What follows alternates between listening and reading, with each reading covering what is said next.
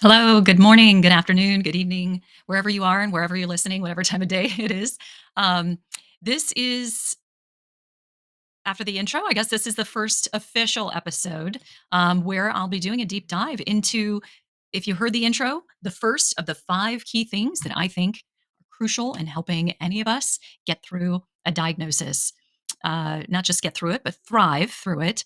The five that I shared were: number one, don't go it alone. Number two, find a source of hope and strength. Number three, find and protect your inner peace. Number four, feed your body, mind, and spirit. And number five, take this opportunity to learn and grow and make proverbial lemonade or limoncello or lemon pie from your lemons. And so in this episode, I want to talk to you about how important it is and why it's important to share what you're going through, to share your diagnosis with other people, to connect with other people who either have gone through something similar or who are now going through something. And I think almost more importantly than that is accepting help from other people. And again, as I've said before in my intro, this is just my journey. These are the things that resonated with me, the aha moments that I had along my journey. And I thought there might be other people out there who could relate to some of these things. And so I will say, in picking up right after the intro, getting into the first topic area here, is the importance of, again, connecting with other people and accepting help. But one of the first things that I'll say struggled. I don't want to say struggled. Struggle's not the best word. One of the first things that I kind of mulled over in my mind was, am I going to tell somebody? Who am I going to tell? Obviously, the person that was in the room with me, my bonus mother, and on standby, dial phone a friend, a very good lifelong friend of mine. We met in college. We were roommates and friends. We've been friends ever since. She, ironically, had just been diagnosed with breast cancer, a very similar type to mine, a year prior. And because she had just gone through this journey herself, and I confided in her about my diagnosis, she was there on the ready to help me through every step of the way. Obviously, if you know someone who has recently gone through a diagnosis of some sort, you hopefully have them as an option. Hopefully, this is someone you feel like you can connect with, you can reach out to, and share. It is scary. I want to recognize it's very scary to share this news with anybody. And if you want to be selective about it, you are absolutely entitled, right? And it doesn't matter if it was a chronic illness, a disease, cancer, it doesn't really matter what it is. You get to decide ultimately who you're going to share this news with. But I do encourage you strongly to find someone that you trust to bring into your inner circle, right? If you will. And you can decide later on down the road if you would like to tell other people. That's what I did. I started with, first and foremost, I call her bonus mother. She's my stepmother, and she might as well be another mother to me because she's just an angel in human form. And then, of course, my good friend, because she had just been through this. So that's where I started, right? And then as time went on, I eventually shared and opened up about my diagnosis to other people. I did, and I'm sorry for the delay on this. I know I probably won't even edit this well, so you're getting stuck with some of these points at which I'm trying to pick my words carefully. I struggled with who to tell, how to tell them, and whether or not I should put this on social media. I did eventually make the choice and the decision to post to my friends and family on social media because initially I wanted to know who else in my circle has been through a diagnosis that maybe I'm not even aware of. I wanted to see, has anybody I know been through this and shared this? There was one person, a coworker that I had stayed friends with. He had shared his diagnosis. So I did a quick search through Facebook, and I just went through my friends and I typed in the search, searched for the word cancer, and lo and behold, up popped a post from a friend, more of an acquaintance friend through a family member, and I did not realize that she had been through cancer, but she posted her ringing of the bell. And immediately I reached out to her. And I'm so happy that I did because both she and the friend of mine from college that had already joined me on this journey, when people have already gone through something, they have such, wisdom, right? After having gone through what they have. And they are an excellent resource. So if that is something that you are rolling around in your, thought process, obviously you've got a lot going on right now if you've just received a diagnosis. You have a lot to think about, a lot to consider. This isn't necessarily one of the first things because, as I said, first you need to process what's going on. But the next natural step for me was sharing or not sharing, to tell or not to tell, right? And at first it started with my family and my inner circle. Next it was work. Do I tell colleagues? Do I tell my boss? Eventually, and then it goes beyond that, right? As you are ready. But the other thing that I learned at this stage of my journey where I'm debating, right, and trying to decide who to tell, who not to tell. And I have to respect that some of you that are listening to this are extremely private. Not that I'm not private, but maybe to a different extent than most people. I am in general pretty open. But I realize there are a lot of people who aren't that open. And so if you're one of those people who is extremely private, introverted, you don't reveal a lot about yourself to many people, then this is probably going to be a really big consideration for you. And I would only urge you to still consider telling other people for the pure fact that all of the people that I shared my diagnosis with, they helped to lift me up, right? They helped to lift you up and to make you feel supported at a time in your life where it is so critical and helpful. So, something else that I learned as I was starting to reach out, starting to let people know, hearing about their journeys, hearing about what helped them through their, treatment and diagnosis. One of the friends that I mentioned earlier, she told me about a book written by Kelly Turner. It is called Radical Remission. There's another book that she wrote after that called Radical Hope, but the first one is called Radical Remission. And one of the really awesome points that she includes in this book, and by the way, the book is about people who have been diagnosed with, you know, horrible illnesses.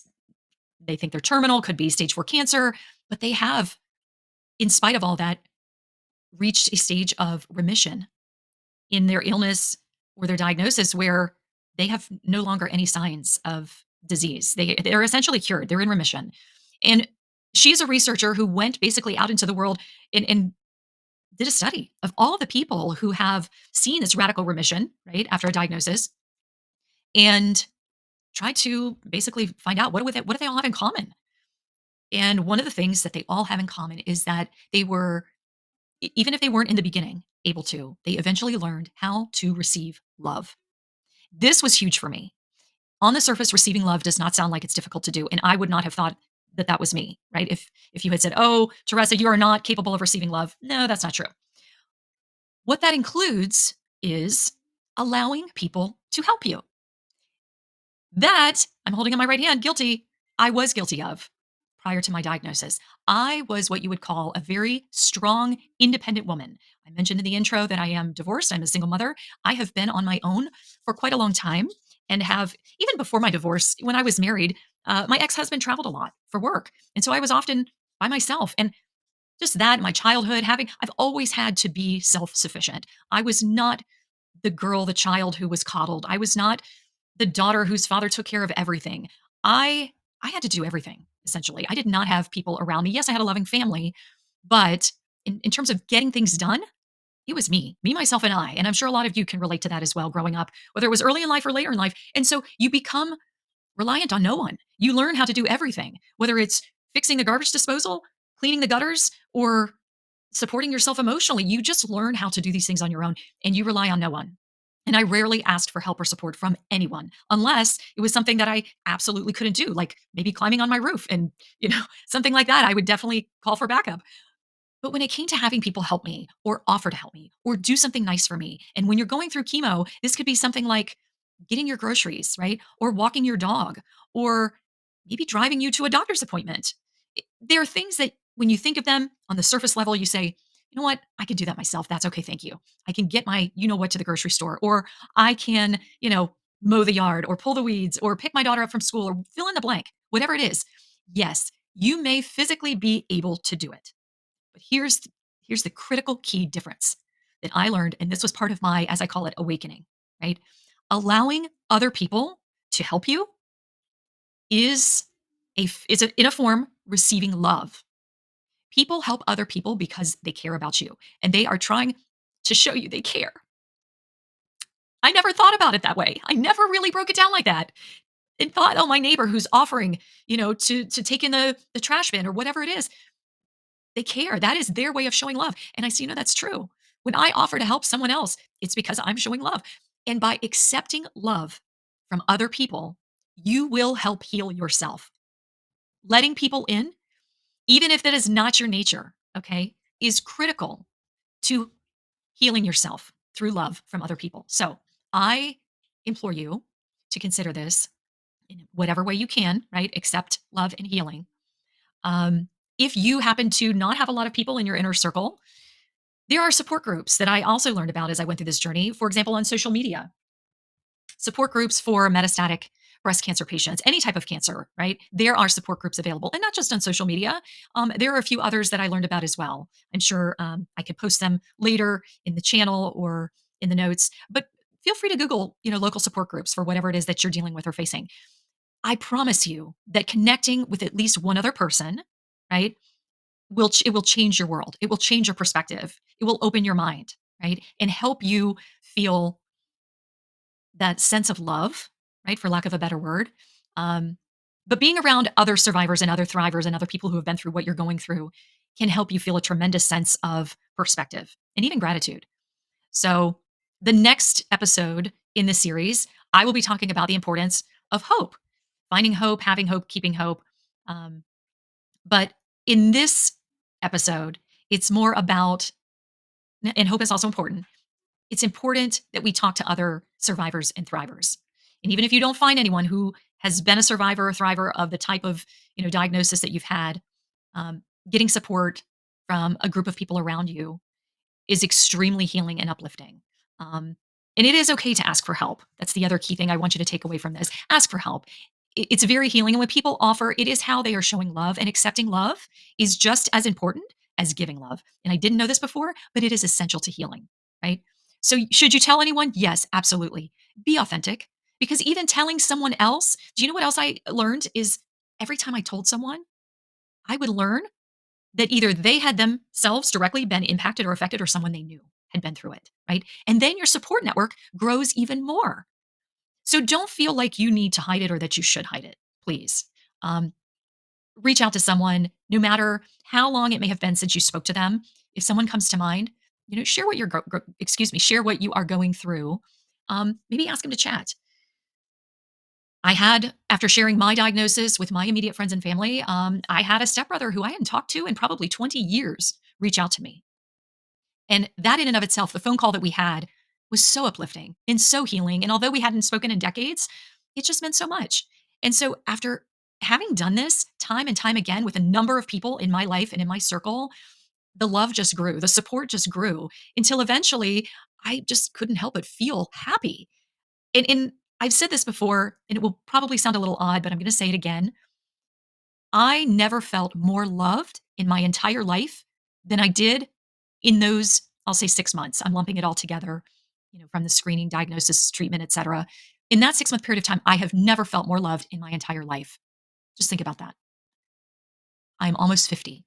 In 49 years of life, I never felt more loved and supported than I did when I shared my diagnosis with my friends and family. So, if you decide to share, okay, be prepared. Be prepared to feel loved and overwhelmed by the love. I think that's a fair statement. And enjoy it, okay? It is healing. I'm not going to quote you all the statistics and the scientific study. You can go get Kelly Turner's book and read all about it. I'm sure there are other books that are out there as well on the healing power of love, right? But having someone to talk to who can relate to what you're going through, people who can support you, um, this is so important. And it's important because it's not something that a doctor's going to tell you to do, right? They diagnose you, and that's typically it, right? And then they talk about how they're going to treat it, right? But they don't provide you with a lot of information or resources after the diagnosis. So they're probably going to fail to mention that they have a support group, even in their own office. And I went to a great cancer center. They do have virtual support groups, but the doctor never mentioned that. The nurses never mentioned it. Okay. Maybe that's because I was coming to my appointments. I always had somebody with me. And so maybe they felt that I didn't need it, but reach out, right? And no matter what it is that you've been diagnosed with, there's a really good chance that if you start looking, you're going to find people who have been through something very similar. There are a lot of resources and information out there, especially on staying positive.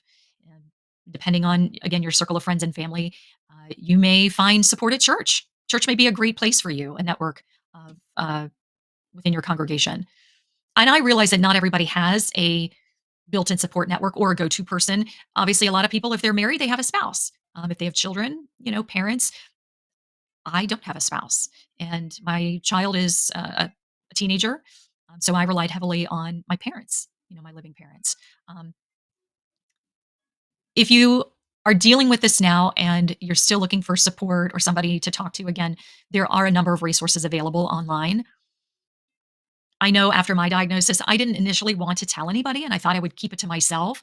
But again, as I started to picture what my life would look like over the next 6 months, like losing my hair, I realized, I'm not going to be able to keep this a secret forever. And eventually, people are going to see me and start asking questions. So I thought, how would I feel if I were someone else, not me, right? Or if one of my friends were going through cancer and treatment and didn't tell me?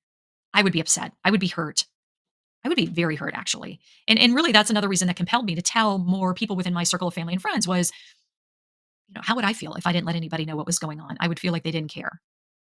So all of this is to say support is key to healing. Love is key to your healing, right? It's so unimaginable to be diagnosed with cancer. And yet, having all of those people around me to love and support me each and every day. People called, people texted, people emailed. I almost felt like I needed a personal assistant or a secretary after revealing, my diagnosis, especially on social media to my close friends and family, because people really were checking in with me all the time. But I also realized that not everybody has, 100 friends on social media to check in with you. And so you may not have that and you may not want that. And that is okay. So again, flavors, right? Spectrum. Whether you're the person with a million friends or a couple friends, or you're the person who is very open and sharing, or on the opposite end of the spectrum, you don't like to share anything with anyone, I would urge you to share at least with one or two people that are closest to you, whatever you feel comfortable with, because it is extremely uplifting. It's extremely powerful.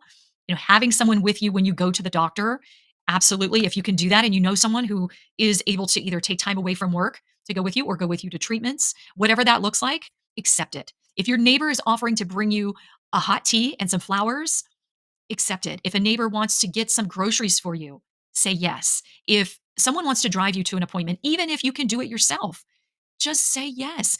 And they may be people that you don't feel are necessarily that close to you. I had some people making, kind gestures and offers that they were just acquaintances or neighbors, but gosh, it really felt good after you just close your eyes at the end of a long day and think, gosh, those people really care about me.